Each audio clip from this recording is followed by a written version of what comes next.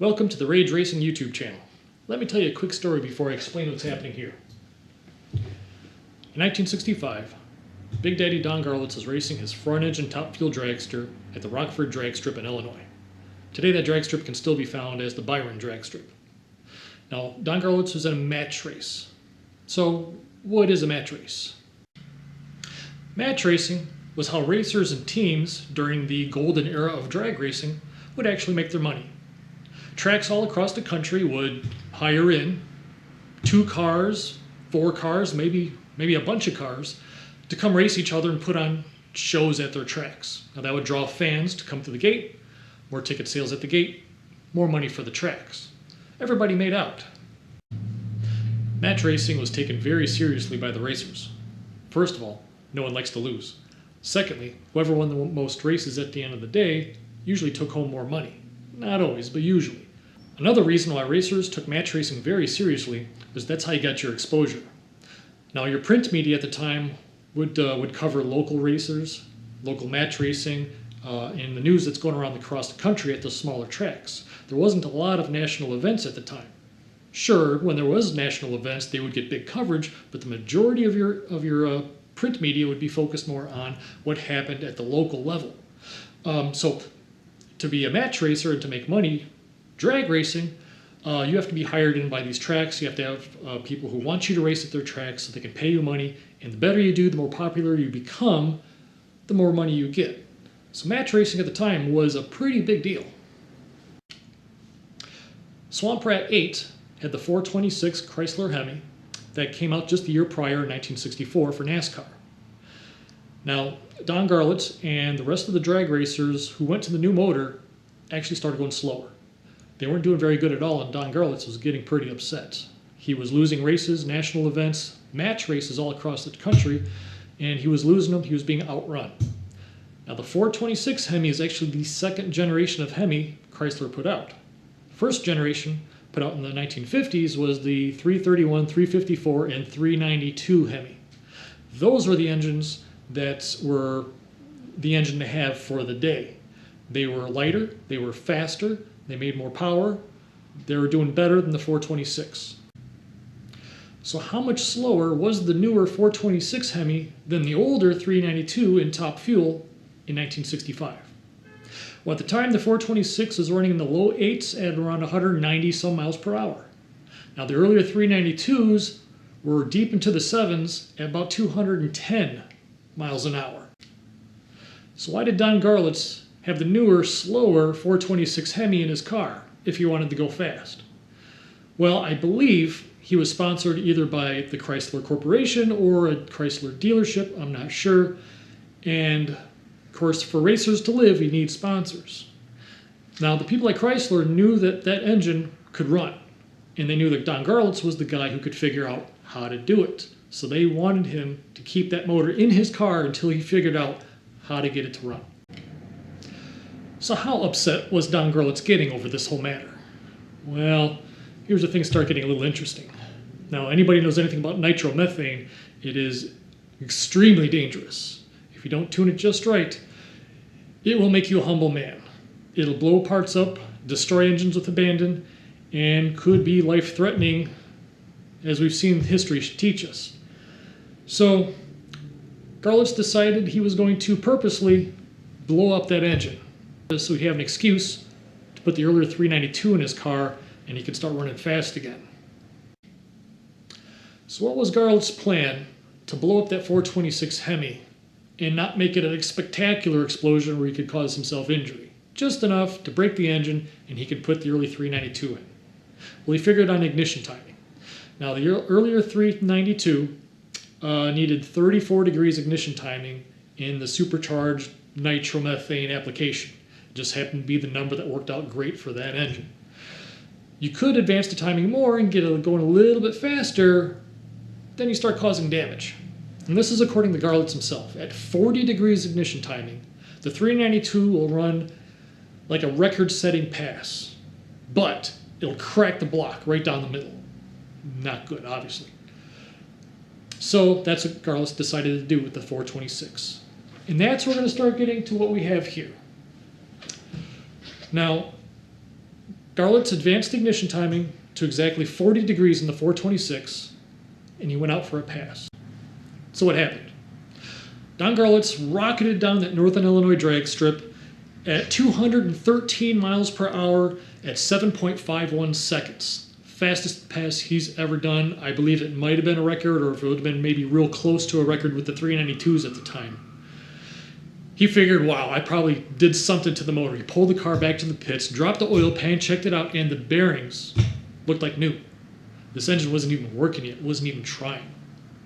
So Garlits, being who he is, decides, well, I'm going to advance the ignition timing even more. We're going to see if I'm onto something or I'm still going to blow up this motor. Either way. So he grabs the distributor. No timing light, no nothing. He just takes it and just twists it. Throw in some random timing. See what it is. Gets back in the car, goes back to the strip, and he makes an astounding pass. It'd be a record-setting pass if it wasn't a match race. So the pass was 7.31 seconds at 219.84 miles per hour. He hurried up and got back to the pits. He didn't want his secret to go out. He dropped the oil pan, and the bottom end was still fine. Now, Garlits put a timing light on the engine and found out where he set the timing to. He set it to 52 degrees before top dead center. 52 degrees. Now, the luck of Don Garlits, it turns out that through experience, 52 degrees happened to be the magic number for the 426. Just like 34 degrees was for the earlier 392, 52 degrees was the magic number for the 426 Hemi. And of course, Garlits just happened to twist his hands and by ear get it. So, stroke of luck or just pure genius on the part of Don Garlits, you decide. So, the question is why? What was the difference? Why did the 426 need so much timing? Well, that's what I'm going to explain to you right now. Now, before I go through the physics to explain what's happening in this story, I do need to credit the story itself to the Don Garlits Museum of Drag Racing. You can visit it at https://garlits.com, and you can research yourself not only this story, but a whole lot of really fascinating stories at that website. If you want to hear Big Daddy tell the story himself with a lot more excitement than I told it, and more twists and turns, type in on YouTube, "Held at Gunpoint Because of the Hemi 426, Big Daddy Don Garlits." So why did that later 426 Hemi need such drastic timing changes compared to the earlier 392 Hemi? Well, let's see what I got drawn out on the whiteboard here. So right here in green, I've got the cylinder block, and inside this cylinder bore is the piston, connecting rod, piston dome, piston rings, and on top of that is the cylinder head with your exhaust valve, intake valve, and centrally located spark plug, like a Hemi engine would have. Now look what I've drawn on the whiteboard here. The intake trap now has a combination of fuel and air, and so does the combustion chamber. Now the air, or oxygen more importantly, is represented by all the blue dots, and all fuel is represented by all the orange dots. Now right now everything's all mixed up. The fuel has evaporated to a vapor, and it's ready to be combusted. The intake valves are closed. The piston has come up, or is actually still on its way up, on the compression stroke. The fuel molecules and the oxygen molecules are in a state where they're ready to chemically combine to release heat energy. And that heat energy creates pressure. That pressure pushes the piston down, which turns the crankshaft, which makes the car go. Really simply. So something needs to start this combustion process, and that is the spark plug. So the spark plug fires. It ignites the fuel-air mixture, which explodes and pushes the piston down, turning the crankshaft. No, actually, no, that's not right. So the fuel and air mixture does not explode. That would be called detonation, and it is extremely damaging to an engine, especially a nitromethane engine. You don't want detonation. What actually happens to the fuel and air mixture in the combustion chamber is it burns. It burns across the combustion chamber relatively slowly.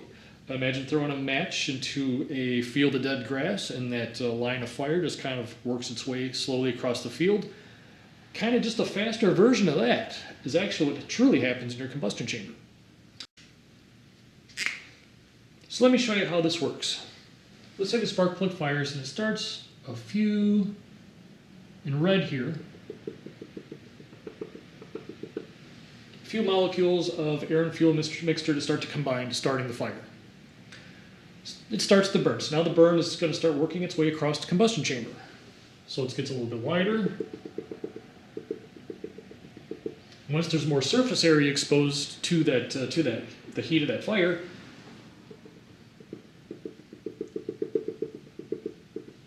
more and more combustion occurs, going actually faster and faster. And it burns its way all the way across until hopefully all of the fuel and all of the air is consumed. This will come down this way. This will come down this way.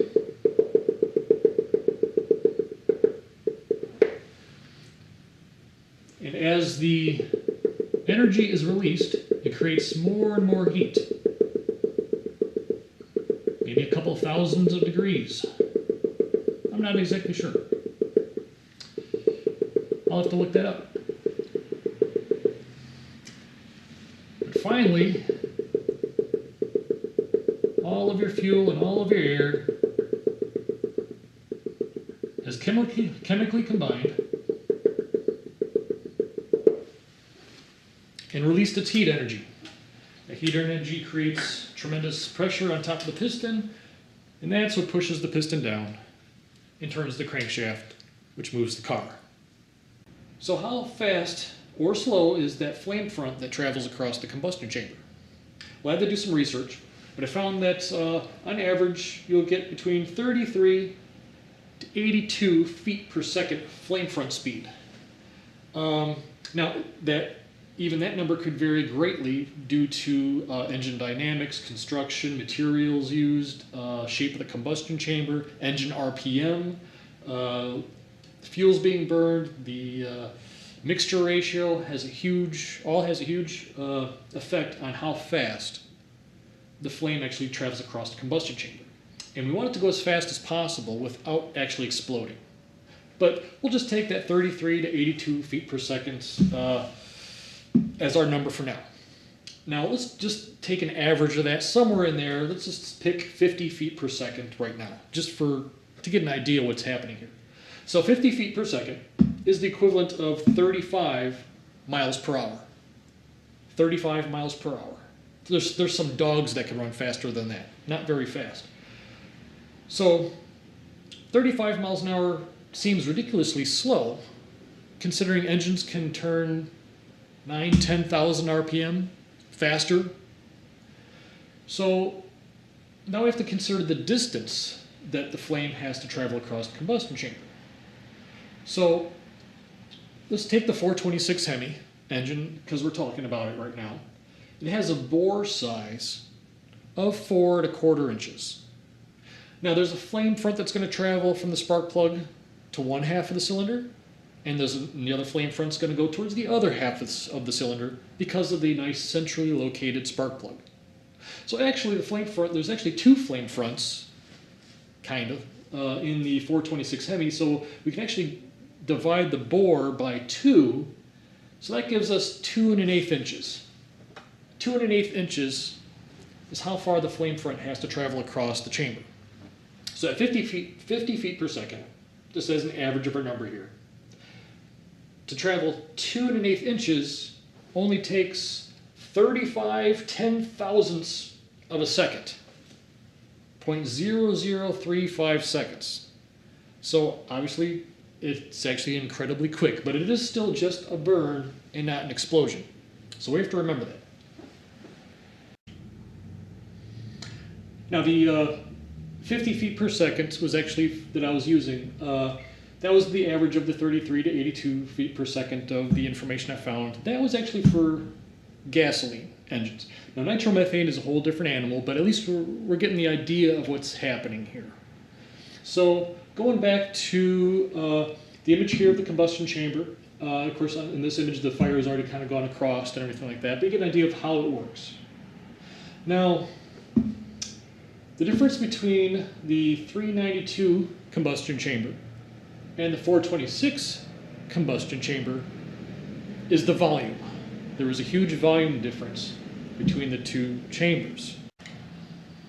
Okay, so the combustion chamber volume of the earlier 392 was 110 cc's, cubic centimeters.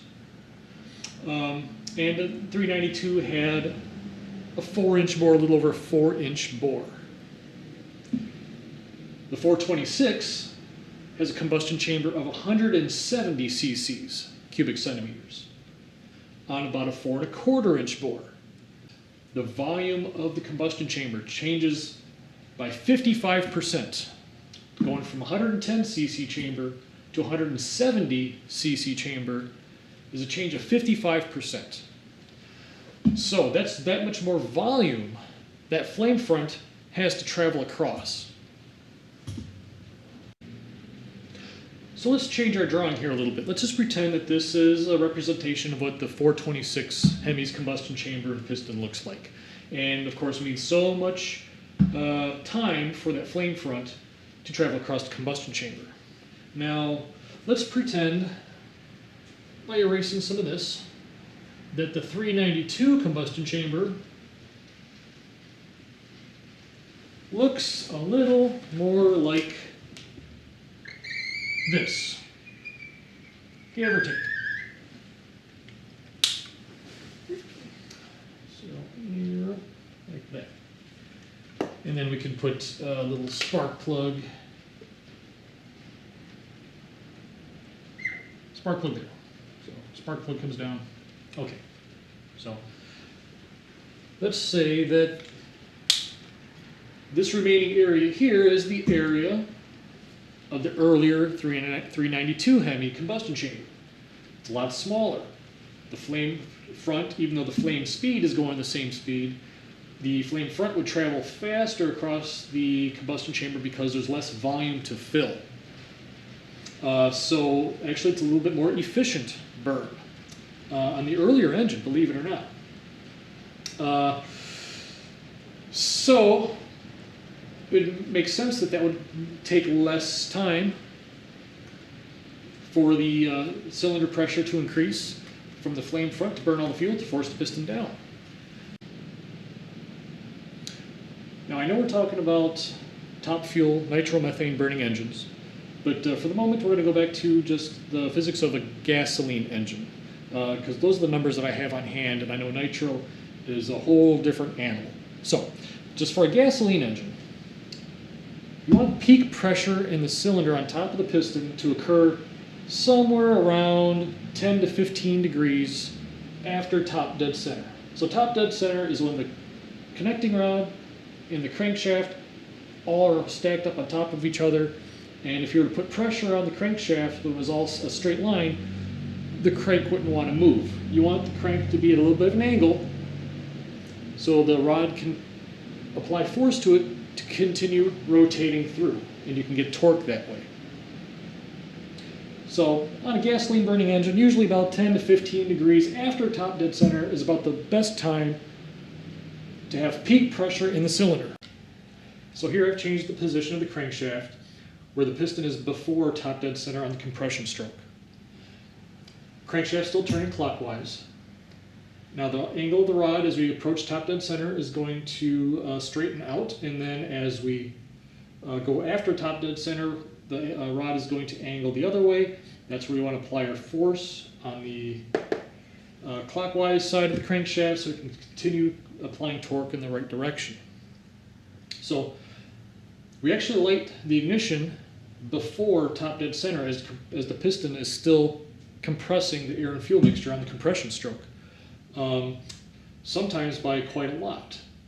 So that's to anticipate that the burn cycle is going to be done in creating peak pressure, again, about 10 to 15 degrees after top dead center, which is where we want the power to be placed. Now, you might ask, does that create a force on the piston as it's coming up the bore, where it's counterproductive to the direction we want to go? And the answer is yes, possibly. That's another reason why we have things like heavy flywheels spinning, the weight of the crankshaft spinning, to kind of keep, with just the force of inertia, keep the crankshaft going in the correct direction. Now, if you advance the timing too much, then yes, you could actually either just stop the engine from running, or you can have detonation where the pressure rises too fast, too high on the compression stroke, and the mixture explodes, causing detonation, causing damage to the engine. Now keep in mind that when the spark plug lights, it creates a very, very small flame kernel that doesn't have much surface area to affect other air and fuel molecules around it. So it takes a while for that flame to propagate and rush across the chamber. Once it gets to a certain size where it's got more surface area to it, then it'll rush across the chamber real quickly. But at first it takes a little bit of time for it to kind of grow, I guess. During that time, there's not much pressure being created in the chamber, so it's okay for the piston to still be coming up on the compression stroke while that is occurring. Again, if you do it too early, yes, you can create too much pressure, downward pressure as the piston is trying to come up, and those things can fight each other. And if you have too advanced a timing, maybe the engine's just going to fight itself and just not run very good, or you could get into spark knock, detonation, that sort of thing, and actually cause damage. So what happens if we light the spark plug too late and peak cylinder pressures happen beyond that 10 to 15 degree after top dead center point that we're aiming for? Well, the engine will still run, it just won't run very efficiently. Now, the closer that crankshaft gets to 30, 35, 40, and especially 45 degrees, the piston is going to be accelerating down the bore and possibly even outrunning that flame front. So you're not going to get very much pressure, not going to get very much power to the crankshaft and then to the wheels if the timing is too what's called too retarded or coming in too late. So of course power suffers, fuel mileage suffers, everything suffers. The engine just won't run very good. Usually they're not going to cause too much damage, although it's possible to cause extra heat in the exhaust side because air and fuel can still be burning as it leaves the exhaust valve, so you could be could cause some damage by extended running with extreme retarded timing. But in general, you're just not going to make a lot of power, not going to be very efficient at all.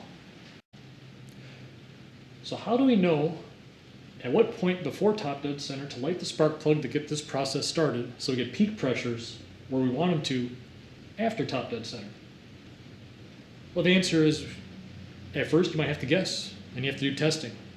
Now, the internal combustion engine's been around for long enough in this configuration that we have a good idea of where to start, what the results are going to be, and where to go from what we find when we start testing. So it's not that big of a deal anymore, but you do have to test. Test on a dyno, test on the street, test at a racetrack, test by testing things like fuel efficiency, that sort of stuff, because you might want a fuel efficient engine. You might want the most power out of an engine. Those two things usually don't exactly coincide perfectly. So you have to do testing depending on what you're looking for. If you liked hearing this relatively well-known story and learning some of the physics behind it, please hit like and subscribe and hit the notification bell. This is actually the introductory video to the Rage Racing YouTube channel.